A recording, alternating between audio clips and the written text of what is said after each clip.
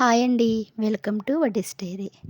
ఈరోజు అయితే నేను ఫేస్ గ్లోయింగ్‌కి అలాగే పీరియడ్స్ ఈ మధ్యన ఏంటో నాకు టైంకైతే రావట్లేదండి. ఈ జ్యూస్ తాగినప్పుడైతే నాకు టయానికి బాగానే వచ్చేసియ్యి. ఇది కొంచెం మధ్యలో కొన్ని పనుల వల్ల ఆగిపోవడం వల్ల ఎందుకో టయానికి రావట్లేదు. మనకి పీరియడ్స్ అన్నవి టయానికి రావాలన్నా, అలాగే మన స్కిన్ గ్లోయిగా ఉండాలన్నా ఈ బీట్రూట్, క్యారెట్ జ్యూస్ తాగితే మనకి టయానికి వచ్చేస్తాయండి. మన పీరియడ్స్ ప్రాబ్లమ్ ఏమైనా ఉన్నా వస్తాయి. అలాగే ఫేస్ కూడా గ్లోయిగా ఉంటుందన్నమాట. నేనైతే ఈరోజు నా దగ్గర యాపిల్ ఉంది కాబట్టి యాపిల్ యాడ్ చేస్తున్నాను. యాపిల్ లేకపోతే బీట్రూట్, క్యారెట్ అలాగే కీర దోసకాయ అయినా వేసుకోవచ్చు. ఒక్కొక్కసారి నా దగ్గర కీర దోసకాయ లేనప్పుడు బీట్రూట్లు, క్యారెట్లు ఎప్పుడు ఉంటాయి కాబట్టి ఈ రెండిటితో కూడా చేసుకుంటాను. ఇది తాగడం వల్ల స్కిన్ అయితే చాలా గ్లోయిగా ఉంటుంది.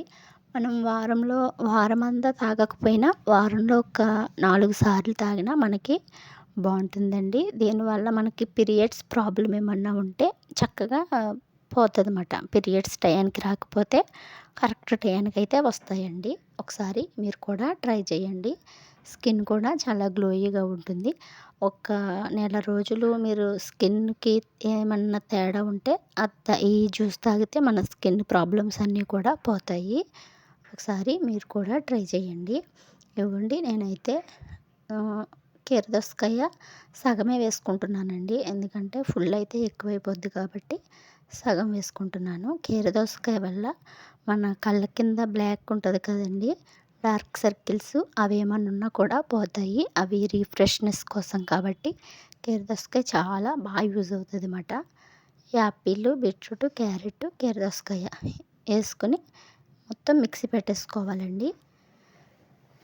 ఇది మెత్తని పేస్ట్ కింద అయిపోతుందన్నమాట. ఎందుకంటే మనం కీర దోసకాయ ఏస్తే ఇంకా స్మూత్‌గా అయిపోద్దండి. తొందరగానే మనకి జ్యూస్ అన్నది.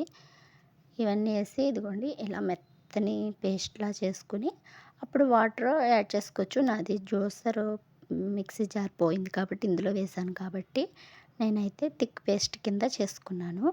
మీకు జ్యూస్ జార్ ఉంటే గొడవ లేదు. హ్యాపీగా చేసేసుకోవచ్చు.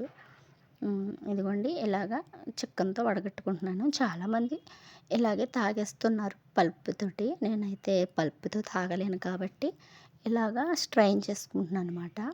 స్ట్రైన్ చేసుకొని ఇందులో కొంచెం ఇలాగ మనకి ఇది ఇలాగైతే సరిపోతుందంటే పర్వాలేదు. లేకపోతే ఇందులో కొంచెం వాటర్ యాడ్ చేసుకోవచ్చు. నేనైతే ఇంకా వాటర్ ఏమీ యాడ్ చేయలేదు. ఇలా ఉంచేసానమాట.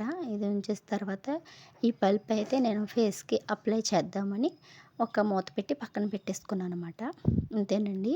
ఈ జ్యూస్ మీరు కూడా ఒకసారి ట్రై చేయండి. చాలా బాగా యూజ్ అవుతది. పీరియడ్స్ ప్రాబ్లమ్ ఉన్న అలా స్కిన్ బ్రైట్‌నెస్ కోసం కూడా చాలా బాగా యూజ్ అవుతది.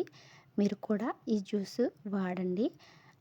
అలాగే మనం ఎన్నెన్నో టాబ్లెట్స్ ఏసుకుంటాం కదా! విటమిన్ సి టాబ్లెట్స్ అయ్యిని. అవి ఏమీ అక్కర్లేకుండా ఈ జ్యూస్ ఒకటి తాగితే మన స్కిన్ చాలా గ్లోయిగా ఉంటుందండి.